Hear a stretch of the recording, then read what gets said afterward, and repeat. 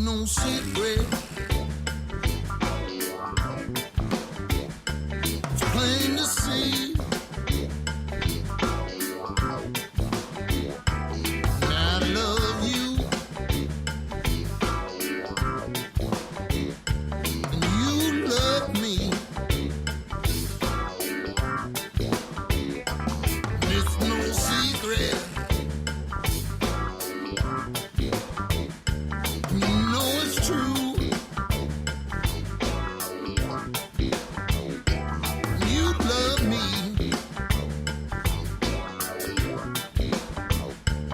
I love you.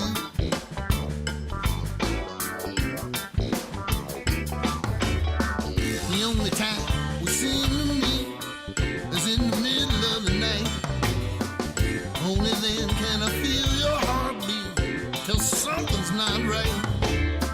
Together I see you and me, always and all time. But not everyone would agree. To them it's a crime. It's no secret. It's plain to see. Yes, I love you, and you love me. And it's no secret. You know it's true. You love me. Yes, I love you.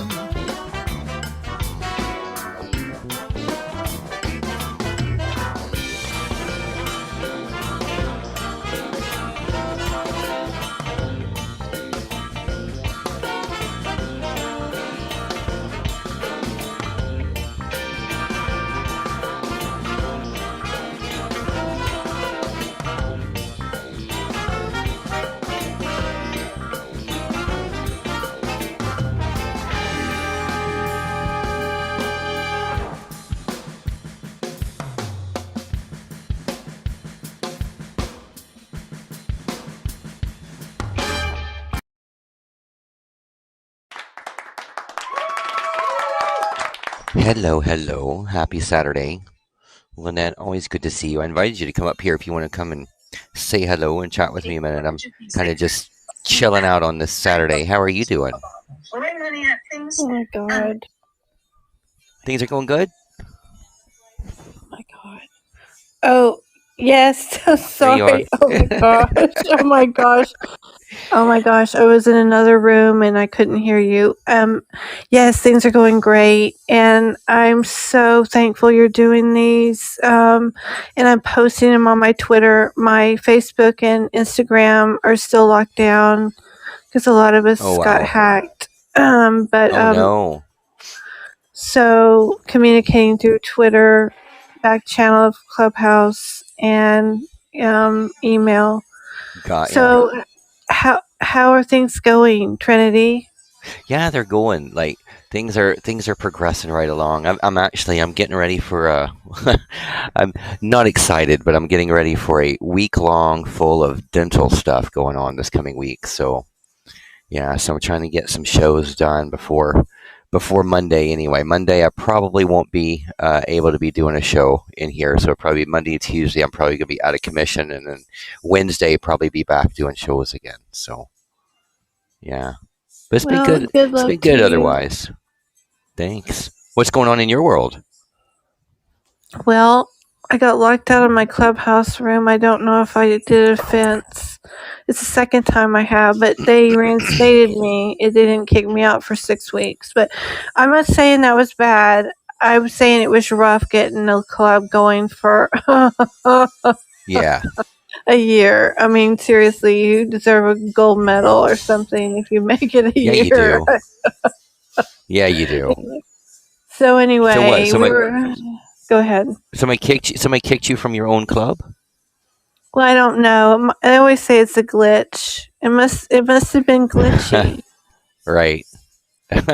Yeah. Well, It's a glitchy warning message. That's what it is. That's right. That's right. Somebody popped you into the wrong section of the matrix. Right? Anyway, Yeah. so Wow. oh well, thank God we have what we have. Because if we didn't, what would we be doing? Like sending like pigeons to each other or That's something? right. That's right. That's right. We'd be Anyway, sending up a raven and a dove. so Wouldn't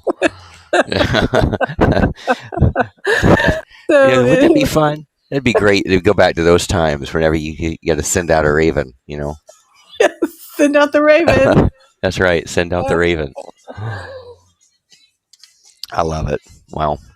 Yeah, but no, but I miss. I need to come. I need to come into Clubhouse more. I've been kind of taking letting Clubhouse kind of take a back seat for a little bit, but I do want to get back in there more and do some stuff. But I'm Fireside. Like I said, Fireside has just kind of become my main platform, at least for my talks. So I'm trying to do that and get that going, get that kind of built up a little bit.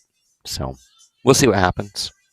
I heard that Clubhouse is going to go dark because people are sharing too much information that's classified. And so, I look at that as a warning. I pray and light so much. I look at that as a warning. So we're going to have to start shifting.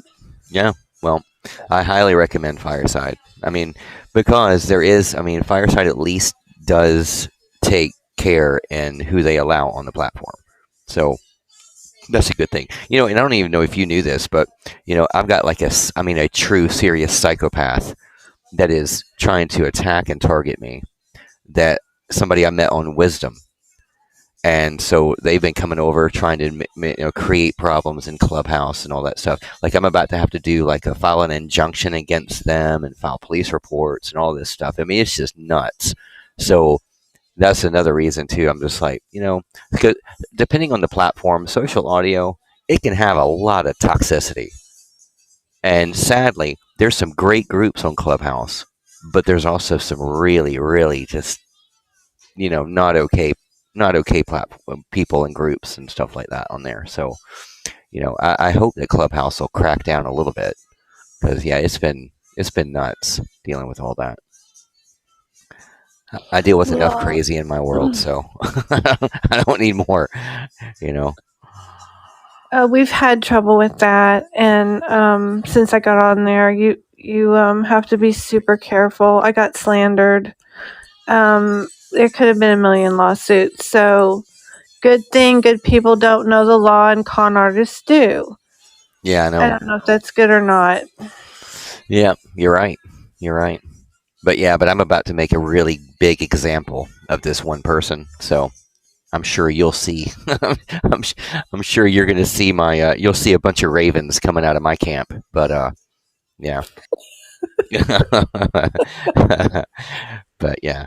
But hey, that's what we're down to. That's what we're down to. So hey, yeah. At least we had a good laugh, right? That's right. That's right. Totally. So listen, I'm gonna start my show. Feel free to stay on stage. You can just mute your microphone, and anytime you want to interject, just unmute and interject. All right, cool. So happy Saturday, everybody. I'll be totally honest with you. I ended up being up until about 3 a.m. last night, and so I had to. I slept, and I slept past 11:30. So that's why I had to reschedule this show today. So bear with me and forgive me, everybody, for having to do this one this afternoon. But I'm going to be continuing today on talking about our own self-development and where we take ourselves in terms of our self-care, self-awareness, self-relationship. And one of the biggest areas and biggest points that get targeted is our self-esteem. And when our self-esteem gets attacked, it makes us start forming different patterns and different mindsets on not just how we view ourselves, but it affects how we operate and how we, what choices we make in dealing with other people, dealing with problems, dealing with situations, dealing with our own past challenges, our own past grievances. So self-esteem is very important, and we want to always be focused on being able to maintain and develop a healthy self-esteem for ourselves. Now, we're all different. So self-esteem for each individual person is going to be very unique and catered to that person. And so one self-esteem measure for one is not going to be the same for another. And it's important that we maintain and understand those that concept. It's interesting how sometimes a person that you have never met can kind of walk into a room and you can detect if they have a high or a low self-esteem, a timid voice, poor social skills, a lack of assertiveness, or the opposite, like an aggressive nature, and all point to signs of a low self-esteem. But a head held high, a wide smile, confident, humble, kind demeanor, these are all qualities of someone with high self-esteem. Now, everyone wants it, but unfortunately, we cannot achieve it by just simply snapping our fingers.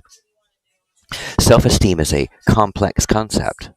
So I'm hoping that this discussion today, I'm going to try to break this down. So let's start with the definition. Our self-esteem is based on how much we value ourselves and how confident we feel in life. So to be clear, it is different from self-confidence. Now, our self-confidence is wrapped up in our ability to do something successfully. Self-esteem is our sense of how worthy and capable we are. So it refers to the extent to which we like, accept, and approve of ourselves. Now, we all have higher opinions of certain aspects of ourselves and lower opinions of other aspects. So the question is, where do these opinions come from? Now, the good news about self-esteem is that it is possible to improve with the right tools and an effort to change. And with a newfound sense of self-worth, we can become centered and confident in our true self, our real self. So take a moment to reflect on some things such as specific areas that you want to improve that affect your self-esteem. So perhaps it's your physical appearance and body image. Maybe it's your relationships, confidence in the romance department, your work career, education, health, fitness, or maybe it's just your habits and your own personal behaviors. Now, the idea here is not to judge ourselves. It's merely to gain insight. Deepening our awareness is the first step towards change, a change that will inspire a more balanced and positive reflection of who you are. So rather than berating yourself with shortcomings, learn to view them as opportunities for growth. Rather than accepting your critical beliefs as fact, learn how to challenge their validity and more regularly shower yourself with some love and some acceptance. Remember that all your strengths and weaknesses make you human and unique. Every moment is an opportunity to grow in your own self-acceptance. So let's talk for a minute about the development of self-esteem. Right? Where does it all come from? Now, it's no surprise that they are formed by various factors. Our achievements, our relationships, whether we are connected to a larger purpose. These are all contributing factors. But most of our opinions about ourselves were formed in our early years. The events that took place in our childhood and adolescence, those largely mold our self-esteem. Our parents and the people who raise us have the most significance on how we feel about ourselves. So, for example, if we were fortunate enough to have parents who listened to us, respected us, commend our efforts, and offered us support, then you would be likely to develop a high self-esteem. But if we had family members who were harshly critical of us, if they were abusive or expected perfection, their hurtful comments may have lowered our self-esteem. Even if criticism that was directed at us did not hold any truth, well, they can stick with us sometimes for life. Sometimes those harmful words can embed, plants that seed, and then we have to kind of formulate past that. So whether we were accepted or rejected by our peers, if we had allies or if we were bullied, all our experiences and interactions influenced the positive and the negative feelings we have about ourselves. Our self-esteem is extremely fragile and impressionable. So negative messages have the potential to seep into our unconscious mind without us even recognizing it. And the good news is that by examining those critical beliefs, we have the ability to challenge and transform them. Now, often our critical beliefs are inspired by other people, our parents, our peers, or through media and culture. There may be a specific event that influenced that notion. So you may be able to trace that criticism or belief back to a time in your past. But regardless of whether you can recall the origin of the criticism, ask yourself the following question. What if that belief isn't true? Or what if it is only a partial truth? What if it's an exaggeration or an assumption or maybe a misrepresentation and that belief is hurting us? Thoughts trickle into our unconscious mind and become part of our core beliefs. But the good news is that no matter how ingrained they are, it is possible to let them go. So the next question is, are you ready to do that? Are you ready to release that criticism? Or are you at least willing to see how it would feel to be free of that belief? Take a moment. Just visualize how it would feel to be free of that criticism. Imagine how it would feel to believe the opposite or true. Or, if that is too far-fetched, then a kinder, more balanced version of that thought. Just picture who you would be if you did not hold that critical belief about yourself. Try to sense how liberating it would feel to be free of that. What it would do to your self-esteem. And what it's going to do to your self-esteem is it's going to elevate you. So what are the core beliefs? Let's look now at the number one factor responsible for building or diminishing our self-esteem. Our very own thoughts. Like us. See it as not our external situation that creates our self-worth. It's not the amount of money in our bank account or the number on the scale. Those things contribute, but when it comes down to it, our self-esteem is based on what we tell ourselves. How we speak to ourselves is directly linked to how we feel. So when our self-talk is neutral or positive, it's not generally a problem. But when our thoughts are self-critical, self-defeating, automatic and repetitious, well, they have the power to significantly diminish our self-esteem. We have grown so accustomed to hearing these things that we do not challenge them even though they may not be true. Out of habit, we just keep repeating them over and over and over again. So for example, if we lack confidence in dating and romance, well, due to their past rejection, you might repeatedly think of yourself as inadequate. And if so, it's unlikely you will ask anyone out again. But if we challenge that belief and we frame it with a more balanced, compassionate, where we can congratulate our courage for taking that risk, reminding ourselves that there are other fish in the sea and that we have plenty to offer to the right person. That kind of healthy self-talk will raise our self-esteem. So the more often our thoughts go by unchallenged, the stronger they become. So we want to pay attention to our inner critical self, that inner critic, that inner voice. As we talked about earlier, start questioning the validity of our thoughts. And once we do that, we can take the next step and actually reframe them. So take a moment to reflect on one of the negative thoughts that you might have. And then I want you to try challenging that self-critical thought and replace it with a kinder, more balanced one. We want to challenge our tendency to overgeneralize, see things in black and white, or focus on the negative while discounting the positive. So instead of telling ourselves that we're foolish for making a mistake, we might want to remind ourselves that, hey, we're human. It's okay to trip, and we are all learning. And this could be hard to do at first. So helpful practice is to consider what you tell a friend who said the same thing. Period. We tend to be far kinder and more compassionate to our friends than we are to ourselves. So with that in mind, take a moment to reflect on that self-critical statement and replace it with a kinder and more balanced one. The more we pay attention to our self-critical thoughts and beliefs, the more skilled we become in capturing and reframing them. So when that happens, we begin to see the person that we deserve to see when looking in a mirror. And we start to feel the kind affection for ourselves in our own heart.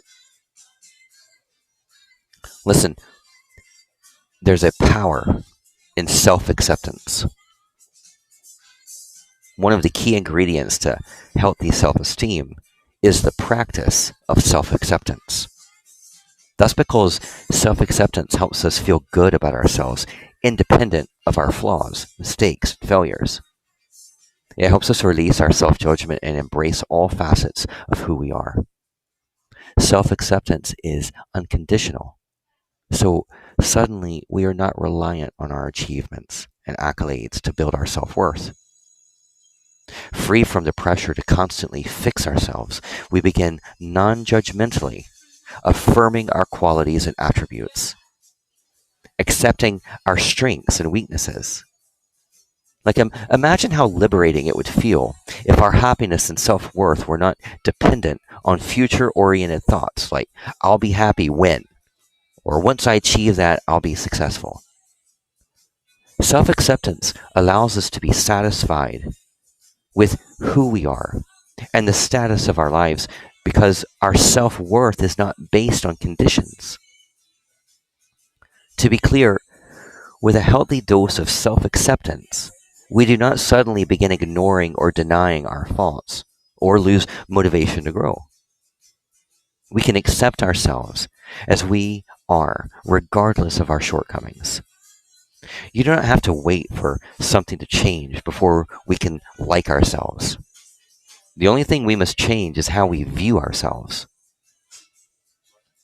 The more we develop non-judgmental acceptance, the more instinctual it will become in our daily life. Developing this quality takes practice, though. No change happens overnight.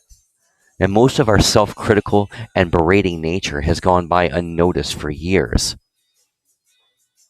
And the more we pay attention to our self-talk, the more we notice how hard we can be on ourselves. So try paying attention to your level of self-acceptance throughout the day. Notice if you accept yourself as you are, or if you're constantly judging yourself. And instead of telling yourself that you must be successful to have self-worth, see what it feels like to drop your judgments. Remind yourself that your value is not determined by your level of success. And all you can do is do your best, and that is enough. So we have to have that self-compassion. One of the key aspects of self-acceptance is self-compassion. So in a nutshell, self-compassion involves being kind and loving towards the self. If we practice it when we are going through difficult times, if we have a failure or recognize qualities about ourselves that we dislike, rather than judge it and criticize ourselves, we offer patience and kindness. Instead of berating ourselves for mistakes, we practiced forgiveness, knowing that we do not have to be perfect to have high self-worth. I mean, listen, nobody's perfect. Nobody is flawless. We all make mistakes. We all are going to trip sometimes. We all are going to have obstacles and hurdles. We are all constantly still learning every single day. Now, there are 3 components of self-compassion that I want to share. The first one is kindness. So rather than being harshly critical, we treat ourselves the way that we would a good friend, with encouragement and love and patience. Number two is the second component is common humanity. So rather than focusing on how we are different than others, self-compassion helps us view our similarities. We recognize that inadequacies and perfections and challenges are all part of our shared human experience, not just something that happens to us alone. It lessens our self-judgment and connect this to others.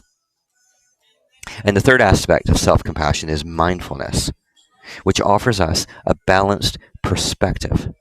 It allows us to serve our experience with openness and clarity, helping us face and accept life without judgment or reactivity. Combine these three aspects of self-compassion, will provide a refuge from our critical mind and enhance power, overall acceptance in our life. When we practice self-compassion, we offer ourselves better care. It inspires us to make nurturing, healthy choices like staying fit and attracting loving, respectful relationships. Instead of berating ourselves for mistakes, we offer ourselves forgiveness. Rather than focusing on our flaws, we let go of the need to be perfect. With compassion, we are worthy just as we are. To be mindful of your language. Whenever possible, refrain your self-talk so it's kind, loving, compassionate. Focus on what is positive in your life. Forgive yourself for mistakes and remind yourself that self-acceptance is where your happiness is going to lie. See, we get lost sometimes in the battle of comparisons. Every day, there's somebody, there's all of us in our life, but most people, we compare. Interestingly, there's a common belief that self-compassion may be even more valuable than self-esteem. While there's no doubt that low self-esteem is problematic, our efforts to achieve high self-esteem can also cause problems. The reason why is that in Western culture anyway, to have high self-esteem, we have a sense that we must be special and above average. So we start to compare ourselves with others to feel good about ourselves.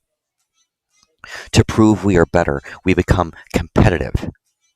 Not only that, but this heightened thought, of this heightened thought of self-esteem is also contingent on our most recent success or failure. So our self-worth is completely dependent on our circumstances. Self-compassion, on the other hand, is unconditional. So when we are caught in a game of comparisons, not only do we strive to be better than others, but our perception is distorted. It's impossible to see the whole picture. We do not always know when models have eating disorders. We cannot always tell when successful people suffer from burnout. We would never guess that some of our happiest looking friends experience depression. On social media, we observe people's accolades and achievements without being privy to their challenges. And then we compare our worst moments with the best ones. Even when we're happy for other victories, or our tendency is to fall into comparison. With a competitive mind, the more success people have, the lower our self-esteem falls. We begin dismissing and devaluing our own self-worth, so we want to drop our comparison habit and practice self-compassion. Now, I want you to take a moment, and I want you to reflect on 5 things I'm about to share with you. I want you to use this as a self-reflection moment and see how accurate these are for you. See what you answer in your own heart to this. The first is, may I be happy? May I accept myself as I am? May I be tender and self-forgiving? May I let go of comparisons. And may I offer myself kind compassion. Now take special notice to may I. Can you be happy? You can do anything you want. May I be happy? That's you giving yourself permission to do so. As a way to grow yourself in self-compassion, let go of comparisons in your daily life. When you fall into the habit and notice a separation from others increasing and your self-worth diminishing, offer yourself kindness, patience, and acceptance of your humanness. And the more you let go of social comparison, the deeper you will accept the unique aspects of who you are. Success, failures, and everything. So in closing, I'm going to share with you this. This is my last point here, is our quest for perfection. One of the biggest impediments to healthy self-esteem is the quest for perfection. From the time we are young, we are pressured to achieve perfection in school, our career, our relationships, our physical appearance. In our attempt to obtain perfection, our attention is drawn towards our flaws. We berate ourselves for falling short, and we are unable to let go of mistakes. Our relentless inner critic robs us of the ability to experience satisfaction and happiness even when we reach a goal. Our best is just never good enough. This unattainable quest for perfection diminishes our self-esteem because it does not allow us to accept who we are. Many of us have this idea that striving for perfection and constantly critiquing our flaws propels us towards success. But beating ourselves up does not further us towards our goals. It depletes our confidence, which makes us less likely to take risks. If we want to be happy, if we want our self to, seem to grow, we must let go of our perfectionistic tendencies. We want to learn that our achievements do not equal our self-worth. The process is equally as important as the goal. So raising our self-esteem involves appreciating all we can do and honoring all that we cannot. It involves recognizing our best is good enough. Because your best is good enough. Try and release your quest for perfection. Release the need to be perfect. Release yourself of critical views. Try and release everything that you are not and accept all that you are. Make these things an intention. Changing our views and our perspective is no easy task. Raising one's self-esteem requires patience, time, effort. The idea that we have about ourselves are often with us for years. So keep an eye out for your inner critic. Be mindful of black and white mentality, of jumping to conclusions and saying should far too often. Catch yourself when you have self-critical or self-defeating judgments in practice. Try to practice reframing those beliefs. And lastly, surround yourself with loving friends who accept you. Celebrate your efforts, not only your achievements, but accept that sometimes you will have a success and other times you will fail. And neither outcome determines your self-worth. Drop the habit of comparison and invite self-compassion. Let go of perfectionistic tendencies. And when you notice them, practice loving kindness. How is your acceptance of yourself falling? The more you practice your own self-acceptance, the more you're going to grow. And the more you do that, so will your self-esteem.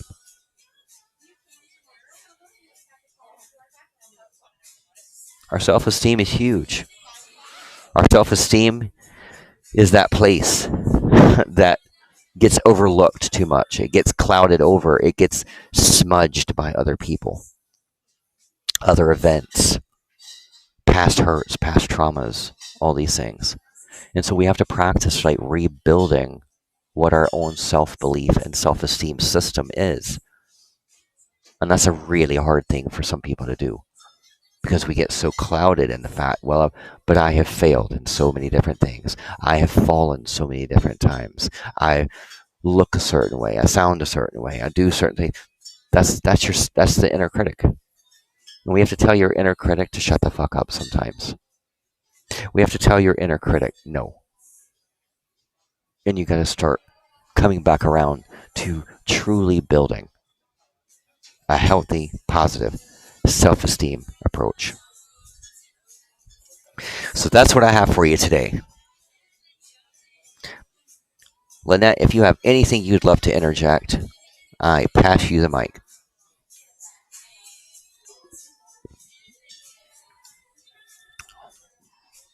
I'm here. Okay.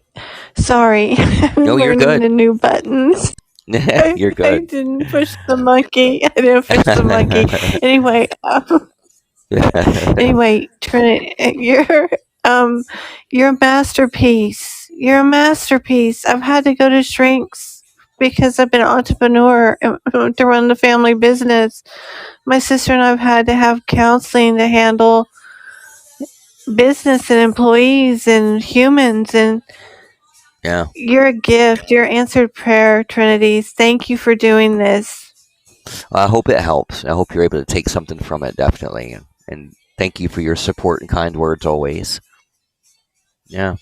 The one And thing I noticed is the ones that are like addicted, they have such a hard time changing their story and the frequency and vibrate with their new story. Let go of the old energy and download the new energy of the new vision and feeling. mm-hmm. Yeah. Yeah. And it's hard sometimes for people to let go of like what they've just it's already ingrained. You know, that negativity sometimes, that the difficult side just gets ingrained, and so it's hard for people to just let that go and reformat, redo. You know, you gotta come back into the Matrix version 2. You know, and it's hard for people to do that sometimes. But once you do and you achieve that first step, well, the next one becomes easier, and the next one becomes easier. So that's important. And it seemed like, because what I'm reading right now is Change Your Thinking, and that's what it seemed like when the show first started. Was it's changing your wordage, changing your thought patterns, raising it to positive, deleting all negative. Yeah. Yeah, well, and the thing is, I mean, look, life is life. We're always going to have some negative, right? But we have to think about though the words we speak. That's what you're sending out. That's the energy you're putting out there. That's the thought process you're putting out. Is what comes out of your mouth, what comes out of your heart. You know, so when you speak it, that's what's feeding that inner critic. That's what's feeding that self harm aspect. And so we have to change that. We have to change that.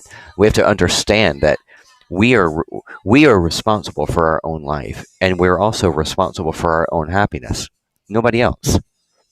And in order to achieve that, we have to have that healthy place of self awareness. We need to have an elevated self esteem, and we have to have a better understanding of we do not have to be perfect. We are going to have flaws. We are going to be, that's what makes us human. So we can't berate and beat ourselves down when negative things happen or when other negative people talk into us. We have to be able to shield that because that's not good.